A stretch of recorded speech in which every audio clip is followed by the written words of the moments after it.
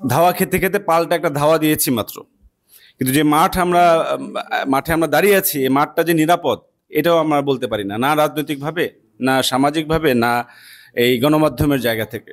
আমরা এখনো যে আত্মবিশ্বাসের সঙ্গে এই দেশটাকে বা এই শহরটাকে বলতে পারি না যে আমরা বিজয়ী হয়েছি। তো পরিস্থিতিটা এটা দাঁড়িয়েছে যে ধরেন আপনি একটা অভ্যুত্থানে প্রতিরোধ করলেন, একটা ফ্যাসিবাদী খুনি শক্তিকে প্রতিরোধ করলেন জীবনের বিনিময়ে, কিন্তু আপনার মধ্যে যে সাংস্কৃতিক, সাংগঠনিক, রাজনৈতিক প্রস্তুতি দরকার ছিল আমাদের মধ্যে, সেটা ছিল না। কারণটা হচ্ছে অন্য সব কারণের বাইরেও আরেকটা বড় কারণ হচ্ছে যে প্রতিরোধটা যারা করেছিল তারা কিন্তু সমাজের ওই অর্থে প্রতিষ্ঠিত মূল নেতৃত্ব না। অভ্যুত্থানের নেতৃত্ব দেশের রাজনৈতিক শক্তি বিন্যাসের প্রধান নেতৃত্ব না। এই যে দ্বন্দ্ব, এই দ্বন্দ্বের ফলে আজকে যে নানান ধরনের অগোছালো অবস্থা। বৃহৎ শক্তি যারা, তারা কিন্তু পুরোনো বন্দোবস্তেরই লোক,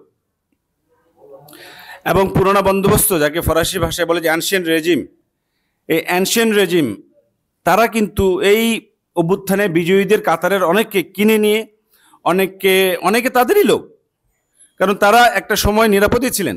আজকে যেমন রাজনীতিতে কথা উঠছে যে মানে একজন এদেশের এখন বর্তমানে অবিসংবাদিত নেত্রী যিনি মৃত্যুসজ্জায়, বলছে তার তার দলটা কোথায়?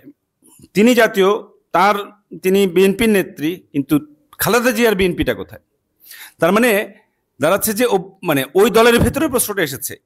এই যে নেতৃত্ব, এটা তো পুরানো সময়ের নেতৃত্ব, এবং এক অর্থে ফ্যাসিবাদের জমানায় টিকে থাকা নেতৃত্ব, বেঁচে থাকা নেতৃত্ব, এবং যারা লড়াই করেছিল তারা তো গুম হয়ে গেছে, আয়নাঘরে ছিল, পঙ্গু হয়েছিল, তাদেরকে হয় জীবন থেকে সরিয়ে দেওয়া হয়েছে, নাহলে রাজনীতি থেকে সরিয়ে দেওয়া হয়েছে। তারা কি আর ফের প্রত্যাবর্তন করেছে?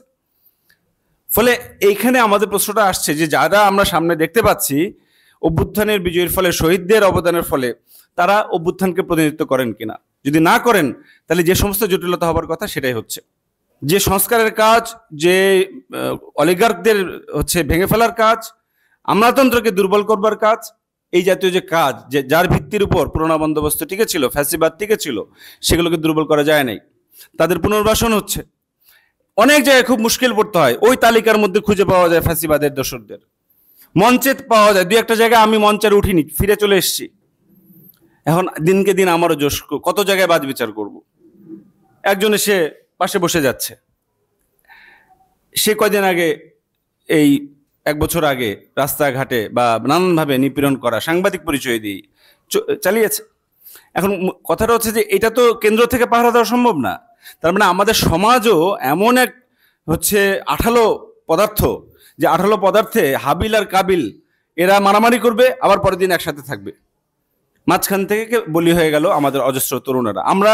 আমাদের যারা অগ্রজ, আজকে সারা বাংলাদেশের 1400 মানুষ, তার মধ্যে অজস্র পিতামাতা, তারা যা আজকে ফেস করেছেন তা এক যুগেরও বেশি আগে কিন্তু আমাদের রাফি রব্বি ভাই ফেস করেছে। তাহলে তখনই কি আমি জানতাম না যে এই ফ্যাসিবাদ টিকে থাকার জন্য শিশুদের হত্যা করবে? যখন সে তত্ত্বাবধায়ক সরকার বিধান বাতিল করে, তখনই কি আমরা জানতাম না যে সে চিরস্থায়ী বন্দোবস্ত করছে? ফলে আমরা শিখি নাই। আমরা অগ্রজেরা আমাদের সন্তানদের বাঁচাতে চেয়েছি তারা নিরাপদে থাকবে, তারা রাজনীতিতে যাবে না, আমি আপোষ করে ওদেরকে বড় করব। এই আপোষ এবং ধান্দার মধ্যে থেকে আমরা আমাদের সন্তানদের বাঁচাতে পারি নাই। মূর্খতা বা স্টুপিডিটি, এইটাকে তিনি বলেছেন ক্ষমতাকে প্রশ্ন না করা। নতুনরা, ভিন্ন চিন্তার সাংবাদিকরা, তারা যদি সেখানে গুরুত্বপূর্ণ হয়ে ওঠে, তাহলে পুরনো যে চিন্তা, সেই পুরনো চিন্তাগুলো চ্যালেঞ্জের মুখোমুখি হয়। এবং 5ই আগস্টের পরেও যে আমরা সকলে বলি আমাদের লড়াই জারি আছে, আমি আশা করব সেই লড়াইয়ে আমাদের এই যে নিউজ ভিউ, আমাদের সেই সহযাত্রী হবেন। এইখানকার ওসমান পরিবার কিংবা এইখানকার ক্ষমতার বিরুদ্ধে দাঁড়ায় কথা বলে লেখনী দিয়ে বহুবার হামলার শিকার হয়ে এখনো এর লড়াইটা চালাচ্ছেন। আমি তাদের উপরও আশা রাখি।